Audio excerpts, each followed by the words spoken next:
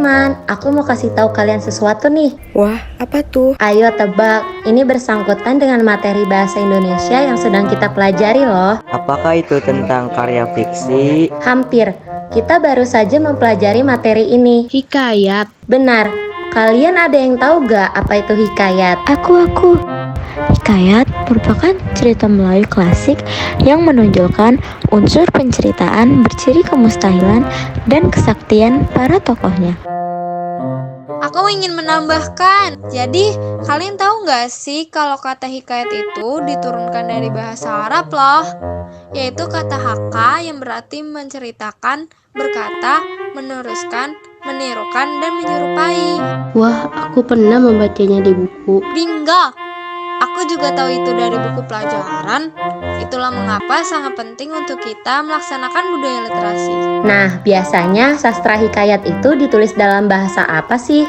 Bahasa Melayu, karena hikayat itu merupakan sastra lama yang biasa ditulis dengan bahasa Melayu. Benar. Jadi Masyita, apa kamu punya salah satu cerita hikayat? Oh iya, aku punya cerita hikayat yang sangat menarik nih. Judulnya adalah Abu Nawas dan Lalat. Wah, ayo ceritakan, kami siap mendengarkannya. Kami tahu hikayat Abu Nawas dan Lalat. Kami juga ingin bercerita. Suatu hari, Baginda Raja membongkar rumah dan tanah Abu Nawas begitu saja untuk menemukan emas dan permata. Namun, ternyata emas dan permata yang katanya berada di dalam tanah milik Abu Nawas hanyalah rumor. Setelah tidak menemukan emas dan permata, Baginda Raja bukannya meminta maaf dan mengganti kerugian, tetapi malah pergi begitu saja.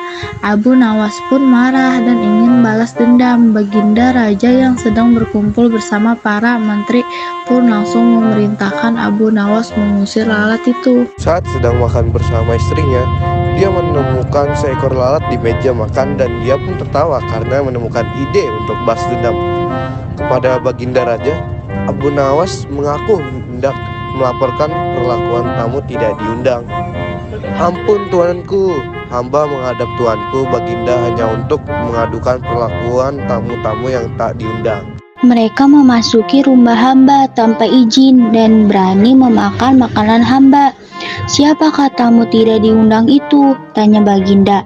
Lalat-lalat ini tuanku, kata Abu Nawas, yang membawa lalat di atas piring yang tertutup tudung saji. Abu Nawas pun meminta izin untuk mengusir lalat-lalat itu.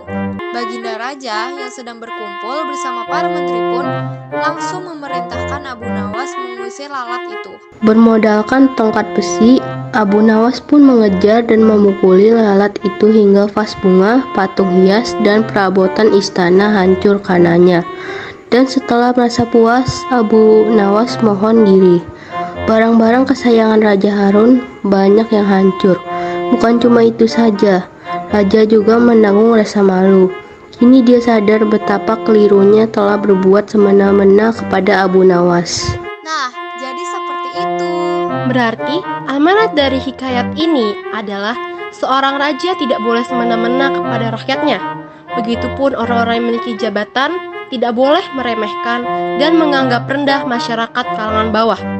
Hargailah dan hormati orang lain agar kamu juga dihormati dan dihargai. Kehormatan itu tidak dicari, melainkan dibentuk. Dan untuk membentuknya, mulailah dari diri sendiri. Tepat sekali. Benar-benar menarik. Aku ingin bertanya, apakah dalam hikayat ini ada nilai agama? Tentu saja ada, yaitu ketika Abu Nawas berkunjung ke istana, ia menyampaikan salam dan penghormatan kepada raja. Jadi, ketika kita berkunjung ke rumah orang lain, hendaklah kita mengucap salam terlebih dahulu. Jika ia lebih tua, baiknya diikuti dengan jabat tangan sebagai penghormatan. Begitulah syariat Islam mengajarkan manusia. Bagus sekali. Kalian bisa menemukan nilai-nilai dalam hikayat Abu Nawas dan Lalat dengan mudahnya. Berarti kalian sudah memahami betul tentang hikayat. Aku bangga pada kalian. Tentu, itu kan juga karena guru kita menjelaskan materi ini dengan tulus.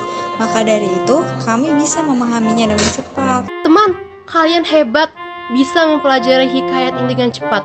Aku terpukau dengan semangat belajar kalian.